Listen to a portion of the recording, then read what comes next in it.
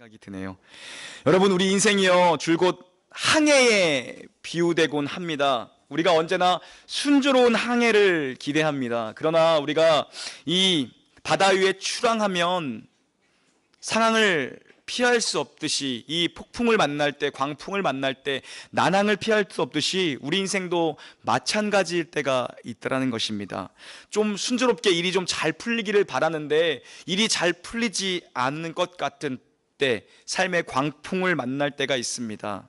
어쩌면 지금 이 순간에도 인생의 가장 큰 폭풍과 사투를 벌이고 계시는 분들도 우리 가운데 있을 줄 모르죠. 어쩌면 우리는 나 자신의 잘못된 선택으로 인해서, 나 자신의 잘못으로 인해서 그 폭풍 가운데에 휘말려 들어갈 때도 있을 것입니다. 또 나의 잘못이 아니라 남의 잘못, 타인의 잘못으로 인해서 나까지 덩달아 그 폭풍 가운데 들어갈 때도 있겠죠. 때로는 하나님이 우리를 폭풍으로 밀어넣으시는 그 장을 마련하실 때도 있다는 것입니다. 어쨌든 우리 모두는 살아가면서 한두 번은 인생의 큰 풍랑을 만나게 되어 있다는 것입니다. 오늘 본문의 이 바울 사도가요, 재판을 받기 위해 로마로 가는, 항해하는 그 길 위에서, 바닷길 위에서 큰 풍랑을 만납니다. 바울은 지금 죄수의 몸을 입고 로마로 향해 가고 있습니다. 그는 로마의 시민권을 가진 자였어요. 그래서 로마의 가이사에게 항소했고, 오랜 시간 이 붙잡혀 있던 이스라엘의 가이사랴 항구를 떠나 이제 로마로 가는 배에 자신의 몸을 싣습니다. 오늘 읽지 않았지만 27장 3절을 보면 가이사랴 항구를 떠나서 그 북쪽에 있는 시돈이라는 곳에 도착을 합니다. 그리고 시돈에 조금 머물러 있다가 오늘날의 터키 지역, 그 남부 지역인 무라라는 곳에 도착을 합니다. 그리고 무라에서 배를 갈아탑니다. 지중해를 건너기 위해서 이탈리아 로마를 항해하기 위해서는 작은 배로는 불가능했던 것 같아요. 그래서 큰 배로 갈아탑니다. 그래서 이탈리아 이제 로마를 항해하기 위해서 큰 배, 곡물을 나르는 큰 배로 갈아탑니다. 배의 이름은 알렉산드리아입니다. 대형 곡물선이죠.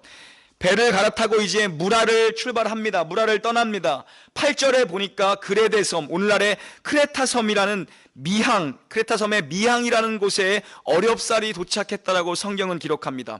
바람이 많이 불었어요. 항해하기 쉽지 않았던 것 같아요. 그래서 많은 의견들이 이 미항에서 이루어졌던 것입니다.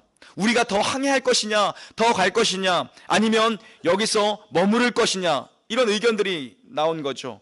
9절을 보면 이런 표현이 나옵니다. 금식하는 절기가 이미 지났으므로 항해하기가 위태한지라라고 기록합니다. 여기서 금식하는 절기는 그 당시 유대인들이 지켰던 대속죄일을 이야기합니다. 현재 원력으로는 9월 말에서 10월 초쯤 되는 원력입니다.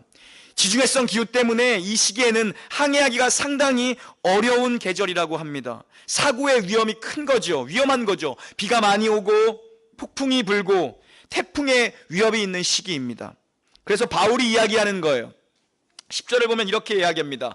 내가 보니까 항해하면 안 된다, 위태롭다라는 거예요. 하물뿐 아니라 배뿐 아니라 우리의 생명까지도 위태로우니 가지 말자라고 바울이 얘기합니다. 그러나 11절을 보니까요, 백부장은 그 배의 총괄, 그 배의 최종 결정권을 가지고 있던 백부장이 선장과 선주의 말을 더 듣더라라고 기록되어져 있습니다. 선장과 선주는 더 항해하자라고 의견을 낸 거죠. 바울은 멈추어 서자라고 얘기를 했는데 많은 사람들도 이 의견에 동조합니다. 이 선장과 선주의 의견에 동조를 합니다. 좀만 더 가면 베닉스라는 것이 있는데, 베닉스라는 섬이 있는데 거기까지만 일단 가자라는 거예요. 60km 정도밖에 안 되니까 갈 수 있을 것이다, 충분하다, 그 정도 거리는 이야기합니다. 결국 최종 결정권자였던 이 백부장은 선장과 선주의 말을 듣습니다. 그래서 베닉스를 향해 다시 출발하는 것입니다. 이들은 13절에 보니까 남쪽에서 순풍이 불어왔다라고 이야기합니다. 배는 경적을 울리고 출발하는데 순조롭게 출발을 합니다. 순조로운 항해가 시작된 거죠. 그들이 생각했을 거예요, 여러분. 우리가 정말 잘 선택했다. 바울 죄수의 말 안 듣고 역시 경험 많은 선장의 말 듣기, 선주의 말 듣기를 잘 했다라고 하면서 희낙낙하면서 이들은 출발한 것입니다. 그런데요, 그들의 기쁨이 거기까지였습니다, 여러분. 베닉스로 가는 길은 순풍은 아주 잠시였던 것입니다. 14절에 보니까 유라굴로라고 하는 광풍을 이들이 만납니다. 전혀 예상하지 못했는데 광풍이 불어닥친 거예요. 배가 정신을 못 차립니다. 돛도 이제 아무 의미가 없어요. 방향타도 아무 의미가 없습니다. 배는 정처 없이 떠돌고 있는 것입니다. 이틀째가 되자 자신들의 짐을 하나 둘씩 이제 바다에 던지기 시작했다라고 얘기를 합니다. 곡물선이니까 수많은 곡물들이 담겨 있겠죠. 다 그들의 돈 아닙니까? 그것은 우리는 태풍을 만나봐야 정말 뭐가 중요한지를 알게 되는 것 같아요. 우선순위가 정해지는 거죠. 먼저 필요 없는 것부터 정하는 것입니다. 먼저 필요 없는 것부터 바다에 던지는 것입니다. 한가운데에 있는 이 바다 한가운데에 있는 이 사람들이요, 지금 살 소망이 다 끊어져 버렸습니다. 20절을 보니까 구원의 여망이 다 없어졌다라고 기록하고 있습니다. 이제 살 소망이 끊어졌다라고 기록하고 있는 것입니다. 이런 절대절명의 위기 가운데서 하나님의 사람 바울이 일어나고 있는 거예요, 여러분. 그 절망의 바다 한가운데에서요, 믿음의 사람 바울이 우뚝 일어나고 있는 것입니다. 사람들을 위로하기 위해, 사람들을 격려하기 위해, 절망 가운데 있는 그들에게 소망을 주기 위해서 하나님의 사람이 일어나는 거예요. 여러분, 위기가 영웅을 만드는 것이 아니라 감추어져 있던 영웅이 위기 가운데 진가를 발휘하는 거죠. 평소에는 누가 용감한 병사인지 모를 수도 있습니다. 감추어져 있는 거죠. 진주가 이 중에 감추어져 있는 거예요. 그러나 총알이 빗발치는 전쟁터에 들어가 보면 누가 진짜 훈련이 잘 되어 있는 용사인지 구별될 것입니다. 여러분, 평소에 무엇이 우리의 삶을 대변합니까? 우리의 직함이 우리의 삶을 대변할지 모릅니다. 평상시에요. 누가 사장이냐, 누가 CEO냐, 누가 오너냐, 누가 팀장이냐, 누가 목사냐, 누가 장로냐, 누가 나이가 많으냐, 누가 경험이 많으냐, 누가 많이 배웠느냐, 뭐 이런 것들이 어쩌면 평상시에 우리를 드러내주는 우리의 어떤 명찰과 같을 수도 있습니다. 그런데 일단 이 생사를 넘나드는 폭풍 가운데 들어가면 나위도, 학벌도, 지위도, 돈도, 명예도 아무 소용이 없는 것입니다. 이들은 다 바다에 던지는 거예요, 하나하나. 그런데 이 폭풍이는 바다 한가운데에서 그 믿음의 사람 바울이 담대하게 일어나고 있는 거예요, 여러분. 담대하게 배 한가운데 서서 의연하게 버티고 있습니다. 의연하게 폭풍을 맞고 있는 거예요. 영적인 지도력을 지금 발휘하고 있는 것입니다. 이 사도 바울이요. 사실 그 상황을 여러분 수습해야 될 사람이 있다면 누구입니까 지금? 백부장이죠. 또 누구죠? 선장이죠. 선주. 이 사람들이 그 배의 사실 중심적인 인물이었고, 사실 이 사람들이 가자고 한 겁니다. 바울은 가지 말자고 했는데 지금 이들이 수습에 나섰어야 되는데 모두가 벌벌 떨고 있는 것입니다. 오늘 본문 말씀을 통해 우리는 풍랑이는 절망의 바다 한가운데에서도 요동함 없이 어떻게 소망을 바라볼 수 있고, 우리가 어떻게 이 절망 가운데에서도 소망의 빛을 바라보며 나아갈 수 있는지, 그렇게 절망의 배 한가운데 우뚝 섰던 바울의 영적인 담대함의 원천은 무엇인지 함께 상고해 보려고 합니다.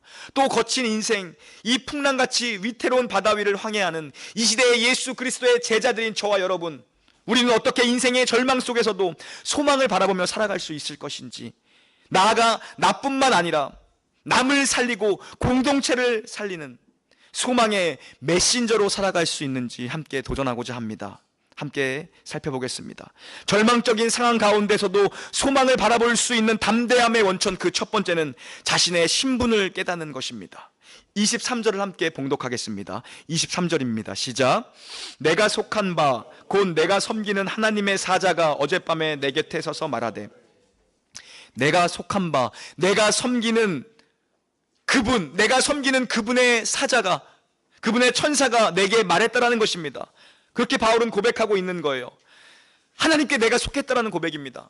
내가 하나님께 붙들려 있고 하나님께 속했다라는 고백이에요. 하나님 품에 내가 안겨져 있다라는 것입니다. 그 풍랑 가운데서도 실제적으로 나는 지금 이 풍랑 가운데 있지만 나는 하나님 품에 있는 사람입니다. 이 고백을 지금 바울이 하고 있는 거죠. 저와 여러분은 하나님을 믿는 사람들입니다. 하나님을 믿기 때문에 이 자리에 온 거죠. 여러분, 하나님을 진실로 믿으십니까? 하나님을 믿으시는 분들만 한번 큰 목소리로 아멘 해보십시오. 하나님을 진실로 믿으십니까? 그런데 정말 여러분이 지금 아멘 했는데요, 정말 중요한 것은 그 하나님이 여러분의 삶 가운데, 풍랑 가운데 어디에 계시냐, 그 질문이 중요하다는 것입니다. 여러분, 세상에 돈이 아무리 많아도 내 주머니에 있어야 내 돈 아닙니까? 예전에 누가 이런 말을 했던 것 같아요. 돈은 써야 내 돈이다 라는 얘기를 했던 것 같아요. 여러분, 쓸 때 내 돈인 거고 내 주머니에 있어야 내 돈 아닙니까? 아파트가요, 정말 너무나도 많이 지어져서 저도 제 생에 저렇게 아파트가 많이 지어지는 건 정말 처음 보는 것 같습니다. 어디를 가도 아파트가 올라가고 있는 것 같습니다. 동탄에요, 어딜 가도 공사판이고 어딜 가도 지금 아파트 건설 현장입니다. 그런데 아직 저처럼 집이 없는 사람들이 있다는 것입니다. 저는 궁금해지더라고요. 야, 집이 저렇게 많은데 아직도 집이 없는 사람들이 어떻게 이렇게 많을 수가 있을까? 참 이상한 논리인 것 같아요. 여러분, 그런데도 집이 없는 사람들이 있지 않습니까? 마찬가지요. 하나님을 믿는다고 하더라도 그 하나님이 내 하나님이 아니고 허공에 떠있는 하나님, 공중에 떠있는 나와는 상관없는 미지에 계신 그 하나님이라면, 상관없는 하나님이라면 아무 소용없다는 것입니다. 우리는 날마다 우리의 믿는 바가 무엇인지, 우리가 무엇을 믿는지 날마다 신앙 고백, 사도신경을 고백합니다. 첫 문장이 무엇입니까? 전능하사 천지를 만드신 하나님 아버지를 내가 믿사오며라고 고백을 합니다. 천지를 만드신 전능하신 하나님을 저 사람이 믿는 게 아니라 내가 믿는다라고 고백을 한다는 거예요. 그런데 이 고백이 내 삶 속에 적용이 되어지고 나의 삶의 풍랑 가운데서 발동이 되느냐라는 것입니다. 실제가 되는 고백이냐라는 것입니다. 우리가 하나님을 정말 믿는다면 그 하나님이 지금 여러분의 삶 가운데 어디에 계십니까? 라는 질문이죠. 어디에 있냐는 거죠, 우리의 삶 가운데. 여러분, 하나님께 속한 분이 맞습니까? 인생의 풍랑이 일 때 우리가 하나님 안에 거한다는 사실을 놓쳐서는 안 된다는 거죠. 내가 하나님 안에 거하는 백성이구나. 바울이 이 위태로움 속에서 자신의 소속, 자신의 정체성, 자신의 신분이 무엇인지를 꽉 붙잡고 있었다는 것입니다. 나는 하나님께 속한 사람이다. 흔들리지 않는 거예요. 저 여러분이 하나님께 속한 자녀이심을 믿는 축복이 있기를 주님의 이름으로 축원합니다. 여러분의 인생 가운데 하나님이 함께 항해하시는 거예요. 우리 인생 가운데 항해하는 거죠. 우리 교회 가운데 하나님이 선장이 되어줘서 우리를 이끌고 가신다는 것입니다. 우리는 하나님께 속한 자라는 이 사실을 꼭 기억해야 한다는 거죠. 하나님은 저 폭풍 너머에 계시는 분도 아니라는 거예요. 나의 인생을 돌아보지 않는 분이 아니라는 거예요. 하나님이 나를 만들어 놓긴 했는데 나를 돌아보시지는 않는 그런 무책임한 하나님이 아니라는 거죠. 이 폭풍 가운데에서도 나의 삶 가운데 동행하시는 그 하나님 품에 내가 안겨있고 그 하나님이 나를 안고 있다는 거죠. 그 하나님이 지난밤 내 곁에 서서 말씀하셨다는 것이 바울의 고백입니다. 뭐라고 말씀하셨냐 하니까 두려워 말고 안심하라고 말씀하셨다는 거예요. 바울도 두려움이 있었던 것 같습니다. 그래요, 여러분. 바울도 두려워하는데 우리가 어떻게 안 두려워할 수 있겠습니까? 누구에게나 두려움이 있습니다. 그런 자들을 향해서, 그런 두려움 가운데 있는 저와 여러분을 향해서 주님께서 동일하게 도전하시는 거예요. 두려워 말라. 내가 너와 함께 하겠다. 사랑하는 여러분, 하나님 안에 거하는 사람, 하나님 안에 속해 있는 사람은요, 아무리 이 유라굴로와 같은 광풍이 우리 인생 가운데 불어온다 할지라도 담대하게 소망을 바라볼 수 있다는 것입니다. 지금 여러분, 이들의 현실은요, 본문의 표현대로라면 어떤 현실이죠? 햇빛도 없고 별빛도 없고 구원의 여망이 없는 그런 상태입니다. 그런 암흑 같은 절망이죠. 쉽게 얘기하면 이 절망스러운 시간과 공간 속에서 우리가 요동치 않고 소망의 빛을 바라볼 수 있는 또 하나의 중요한 원리가 나옵니다. 24절을 봉독해 보겠습니다. 24절입니다. 시작. 바울아, 두려워하지 말라. 내가 가이사 앞에 서야 하겠고 또 하나님께서 너와 함께 항해하는 자를 다 내게 주셨다 하였으니, 그분께서 나를 안고 계시는 그 하나님께서 이제 뭐라고 말씀하셨냐 하면, 바울아, 너는 절대로 죽지 않는다라고 얘기했다는 것입니다. 왜요? 너는 가이사 앞에 서야 하기 때문이다. 로마 황제 앞에 내가 서야 하기 때문이다. 다른 말로 하면 로마에서도 너는 복음을 전해야 한다는 것입니다. 네가 1차, 2차, 3차 전도 여행을 다니며 복음을 전했던 것처럼, 예루살렘에서 복음을 전했던 것처럼 로마에서도 너는 복음을 전하게 될 것이다. 하나님의 계획이 있었다라는 거예요. 다른 말로 말하면 바울에게는 사명이 있었고 바울의 인생을 향한 하나님의 계획하심이 있었기 때문에 두려워하지 마라, 안심하라, 죽지 않는다라고 얘기하는 것입니다.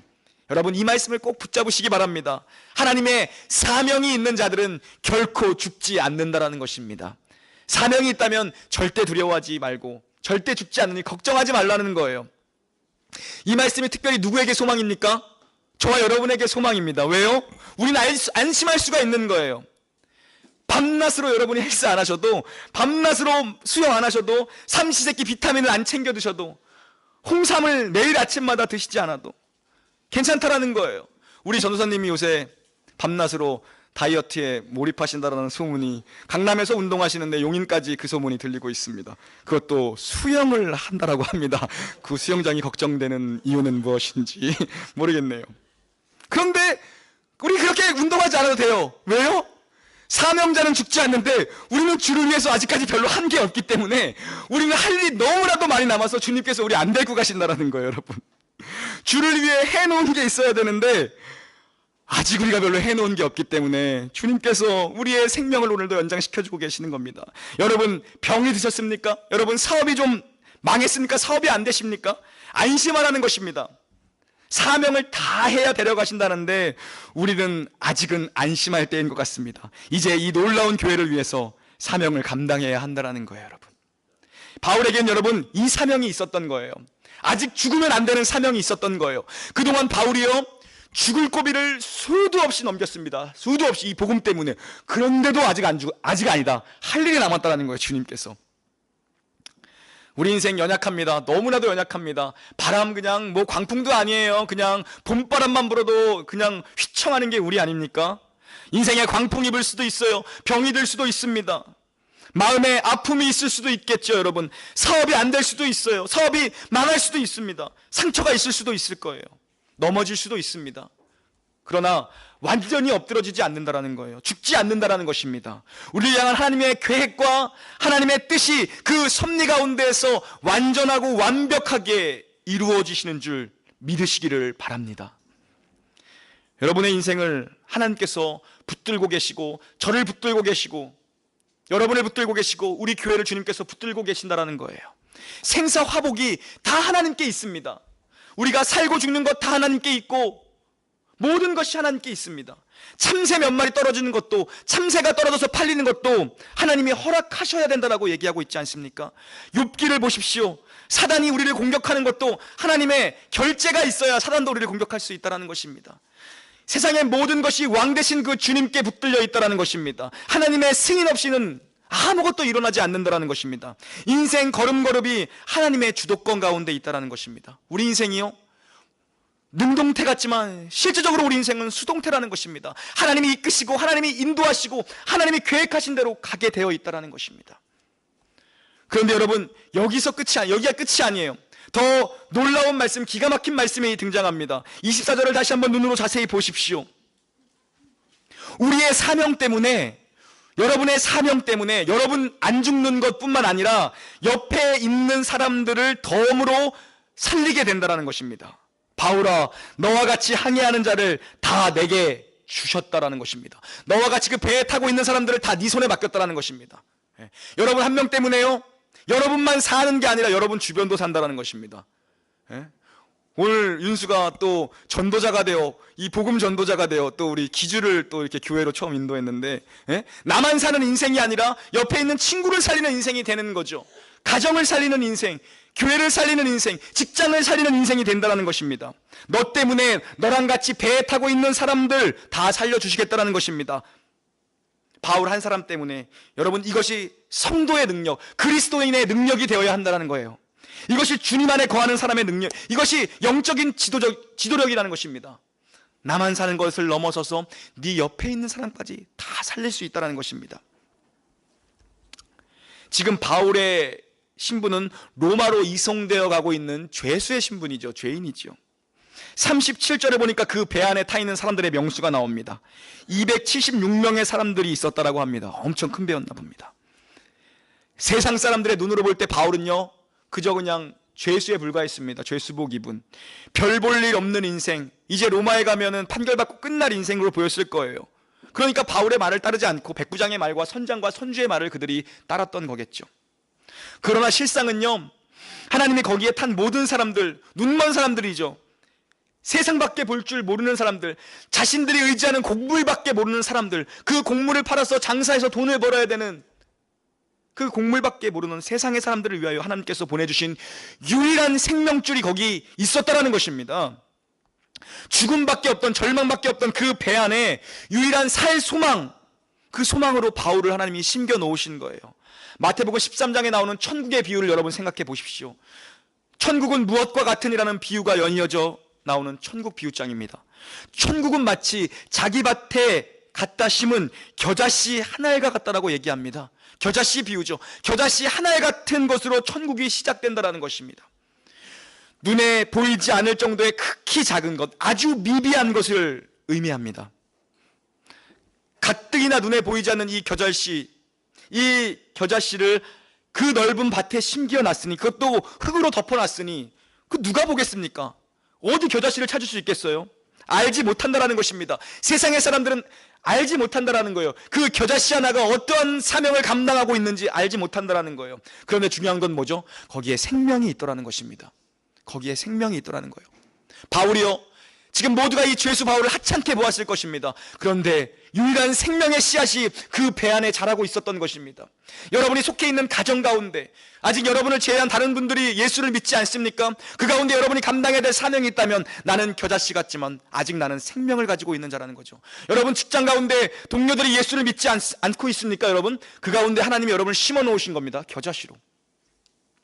여러분, 미천해 보이는 나의 삶이라고 할지라도 나의 삶을 통해서 많은 영혼들을 살리시려는 하나님의 계획이 있다라는 거죠.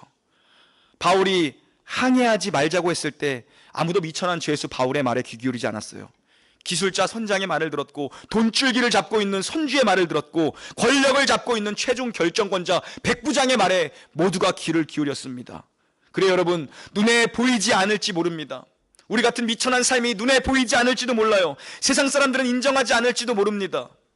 그러나 여러분, 우리 인생 때문에, 여러분 인생 때문에 지금도 많은 영혼들이 생명을 얻고 있다는 놀라운 사실을 기억해야 한다는 것입니다. 세상 사람들은 비웃을지 모릅니다. 너 나 때문에 사는 거야 라고 얘기하고 있다면, 우리 회사가 나 때문에 살고 있는 거라고 얘기한다면 모두가 비웃을지 모릅니다. 그런데 여러분, 그 놀라운 하나님의 뜻이, 하나님의 그 신묘막측한 오묘한 섭리가 그렇게 작동되어지고 있다는 것입니다. 여러분이 하나님을 붙든다라면 여러분의 가정이 사는 것입니다. 여러분 때문에, 여러분이 하나님을 의지하고 하나님을 붙드는 것 때문에 여러분 가정이 사는 거예요. 여러분이 하나님을 붙들기 때문에 여러분의 직장이 복을 받는 것입니다. 여러분이 하나님을 붙들면 우리 교회가 사는 거예요. 아직도 기도하는 백성들이 남아있기 때문에 한국교회에 미비하지만 아직까지도 부흥의 소망이, 부흥의 불씨가 아직까지도 남아있는 거예요. 기도하는 사람들 때문에, 기도하는 백성들 때문에 이 나라, 이 민족이 아직까지도 이렇게나마 살아가고 있는 것 아닙니까? 한 명의 선교사 때문에 열방이 살아가고 있는 것입니다. 여러분, 기도하는 사람들 때문에 우리 교회가 살아가고 있는 거예요. 기도하는 한 사람이 기도하지 않는 한 민족보다 강하다라는 말이 있지 않습니까? 기도하는 한 사람, 지금도 하나님 그 사람을 찾고 계시고 그러한 교회를 찾고 계시다라는 거예요. 여러분, 지금 이 대한민국 땅에, 이 조국 교회의 가장 큰 위기가 무엇입니까? 모든 것이 다 위기입니다. 그러나 가장 큰 위기는 기도하는 사람들이 사라지고 있다는 것입니다. 기도하는 사람들이 사라지고 있다는 것입니다. 많은 목사님들이 금식을 하다가 목숨을 잃는 경우가 너무나도 많았던 것이 한국교회입니다. 많은 권사님들이 기도에 등불을 켜고 밤낮으로 주야로 철야를 하던 것이 한국교회입니다. 그런데 이제 그런 분들을 찾아보기가 힘든 것이 이 세대가 되었습니다. 여러분, 이 땅을 한번 보십시오. 이 땅에 소망이 있는 것 같이 보이십니까? 절망밖에 없는 것이 이 땅입니다. 너무나도 절망스러운 것이 우리가 지금 밟고 살아가는 이 땅의 현실입니다.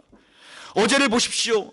그 동성애 축제로 온 나라가 시끄러웠고 매스컴이 그것으로 뒤덮였습니다. 정말 절망적인 현실을 우리가 살아가고 있지 않습니까? 어디로부터 이 모든 것들이 출발되었습니까? 기도의 부재로부터 출발된 것입니다. 여러분, 기도하는 백성들이 점점 사라지고 있습니다. 이제는 기도를 할 수 없습니다. 대형 교회들에도 기도할 수 있는 사람들이 넘쳐나지 않아요. 아무리 큰 교회라고 할지라도 다들 주일날 나와서 예배 1시간 드리고 다 돌아가 버립니다. 이제 기도하는 자들을 찾기가 힘든 세대를 살아가고 있습니다. 여러분 정말 기도해야 합니다. 우리가 함께 새벽마다 기도하고 수요일마다 기도하고 우리가 정말 이 기도의 줄기를 붙잡는 것만이, 교회에서 열어놓은 이 기도의 시간만이라도 우리가 나와서 기도하는 것이 우리에게 남아있는 어쩌면 유일한 소망일 줄 모릅니다. 여러분 기도 때문에, 여러분이 하고 있는 그 기도 때문에, 여러분 기도하는 인생 때문에, 여러분을 위해서 기도하는 그 여러분 주변에 있는 중보 기도자들 때문에 어쩌면 여러분이 살고 있는 것일 줄 모릅니다. 그리고 이제는 우리의 기도 때문에 많은 영혼들이 생명을 얻는 귀한 축복의 통로로 쓰임받기를 주님의 이름으로 간절히 축원합니다. 우리가 풍랑 가운데서도 담대하게 소망을 외칠 수 있는 근거가 여러분 하나 더 있습니다. 하나 더. 지금 당장 나의 상황이 변하지 않는다 할지라도 나의 삶은 주님께서 인도하시고 있다는 확신 가운데 붙들려야 한다는 것입니다. 제가 먼저 붙들려야 되는 거예요. 우리 교회 하나님께서 지난 7개월간 참으로 감사하게 인도해 주셨습니다. 감사하게 인도해 주셨고 귀한 지체들을 보내주셨습니다. 그리고 앞으로 나아갈 모든 길을 하나님께서 붙잡아 주시고 있다는 그 확신 가운데 붙들려야 한다는 것입니다. 거세게 몰아치는 풍랑 속에서도 바울 사도가 두려움에 떨고 있는 승객들을 향해서, 그 276명을 향해서, 275명을 향해서 외치는 그 메시지를 들어보십시오. 25절을 봉독하겠습니다. 시작. 그러므로 여러분이여 안심하라. 나는 내게 말씀하신 그대로 되리라고 하나님을 믿노라. 여러분 이 고백이 우리에게 들려야 돼요. 이 고백이 내게 말씀하신 그 하나님의 말씀대로 그대로 되리라고 나는 확실하게 믿노라. 그러니까 걱정하지 말아요. 여러분 이렇게 외치고 있는 것입니다. 그 풍랑 가운데에 담대하게 서서 의연하게 외치던 이 바울의 모습을 여러분 한번 이미지하여서 그려보십시오. 여전히 풍랑은 불고 있지만 담대한 거예요. 풍랑이 줄어들지 않아요. 그런데 담대한 거예요. 우리 인생의 풍랑은 아직도 불어오고 있습니다. 멈추지 않아요. 그러나 말씀 위에 서서 주님이 내게 주신 그 약속의 말씀을 붙들 때 우리는 소망을 향해 계속 항해할 수 있다는 것입니다. 믿음의 선배들은 이야기합니다. 한 사람의 신앙의 깊이는 그가 위기를 접했을 때 비로소 바닥이 드러난다. 위기가 그의 삶 가운데에 닥쳤을 때에 정말 믿음의 깊이가 어느 정도 되는지 모두 미천이 드러난다는 것입니다. 평상시에 순탄한 환경 가운데서는요 그 깊이를 잴 수가 없다는 거예요. 내 삶에 진짜 위기가 닥쳤을 때, 내 삶이 아직 멈추지 않는 그 풍랑으로 계속 항해하고 있는 그 가운데에서 비로소 우리의 신앙의 깊이가 드러난다는 것입니다. 여러분 근데 기가 막힌 이야기가 전개됩니다. 유라굴로라는 이 태풍의 뜻은 북동풍이라는 뜻입니다. 북동풍에서 바람이 불어오고 있는 거예요. 태풍이 불어오고 있습니다. 배가 어디로 가야 합니까? 남서쪽으로 떠밀려 가야겠죠. 그런데 놀랍게도 이 배는 남쪽으로 가지 않고 있었습니다. 남서쪽이 아니라 남쪽이 아니라 계속 서쪽 방향으로 이 배가 떠밀려 가고 있었던 거예요. 그래서 걸린 섬의 이름이 멜리데라는 한 섬에 걸립니다. 멜리데라는 한 섬에 걸려요. 폭풍 가운데 사투를 부리며 정처 없이 향방을 잃고 배가 막 그냥 파선 직전으로 파선할 것 같이 왔다 갔다 하는데 배에는 전혀 살 소망이 없는데, 놀라운 사실은 그 배가 여전히 로마 방향을 향해서 떠밀려 가고 있었다는 것입니다. 여러분 삶 가운데 하나님이 침묵하고 계시는 것 같습니까? 하나님의 임재가 느껴지지 않는 것 같을 때가 있습니다. 여러분 그러나 기억해야 할 것은, 내가 처한 환경을 보면 하나님이 침묵하시는 것 같은데 아직도 풍랑은 일고 있는데 놓치지 말아야 할 것은 그 환경을 통해서도 하나님 일하고 계시다라는 것입니다. 선을 만들어가고 계시다라는 거예요. 당시에는 여명이 보이지 않는 것처럼 느껴질지 몰라요. 여러분 그러나 지나고 나면 신자들은 다 고백하게 됩니다. 하나님께서 나를 사랑하셔서 이런 시련의 시간을 내가 지나가게 하셨구나. 이런 풍랑의 환경을 나에게 허락하셨구나. 그 과정을 주셨구나. 그 시간을 통과하면서 하나님 붙잡으라고, 말씀 붙잡으라고, 무릎 꿇으라고 그 말씀을 붙잡으면 어느 순간 그 말씀이 나를 붙잡는 거예요. 여러분이 지금 지나고 있는 이 어려운 시간 가운데서 하나님의 말씀을 붙잡으면 그 말씀이 언젠가는 나를 붙들고 가더라는 거예요. 풍랑은 불어오고 있지만 배는요 정처 없이 떠도는 것 같은데 가보니까 로마 방향으로 가고 있던 거예요. 여러분 사랑하는 여러분, 하나님이 바울과 함께 하셨습니다. 그처럼 우리와도 함께 하십니다. 바울의 일평생이 하나님께 붙들린 거예요. 그 하나님이 말씀하십니다. 두려워하지 말라. 너는 절대로 죽지 않는다. 왜요? 사명을 다해야 되겠고 내가 내게 맡긴 그 영혼들이 있지 않느냐. 절망 속에서 빛을 발한 바울의 담대함의 원천은 삶 속에서 내게 말씀하신 그 하나님의 말씀이 그대로 될 것을, 언젠가는 그대로 이루어질 것을 확실하게 붙들고 있었던 것입니다. 하나님의 삶의 우선순위를 하나님의 말씀에 두니까 그에게 담대함이 있었던 것입니다. 세상이 권력도 재물도 지위도 전문성도 다 무의미해질 때가 있다는 것입니다. 다 바닷속에 던져야 될 때가 있다는 것입니다. 그것이 타의에 의해서건 아니면 자발적으로든 그 모든 것들을 내려놓아야 할 때가 분명히 있더라는 거예요. 하지만 그때에도 주님의 말씀은 살아있다는 것입니다. 풀은 마르고 꽃은 시드나 하나님의 그 영원한 말씀 가운데 바울이 붙잡혀 있던 것입니다. 절망 속에서도 소망의 빛을 그가 바라볼 수 있었던 것은 그의 삶의 우선순위가 하나님의 말씀이었기 때문입니다. 바울아, 안심하라. 두려워하지 말라. 그 말씀으로부터 인생을 다시 항해할 수 있는 능력이 생긴 것입니다. 여러분의 삶의 우선순위가 언제나 하나님의 말씀이 되어주는 놀라운 축복이 임하기를 우리 주 예수 그리스도의 이름으로 축원합니다. 아멘. 함께 찬양하겠습니다.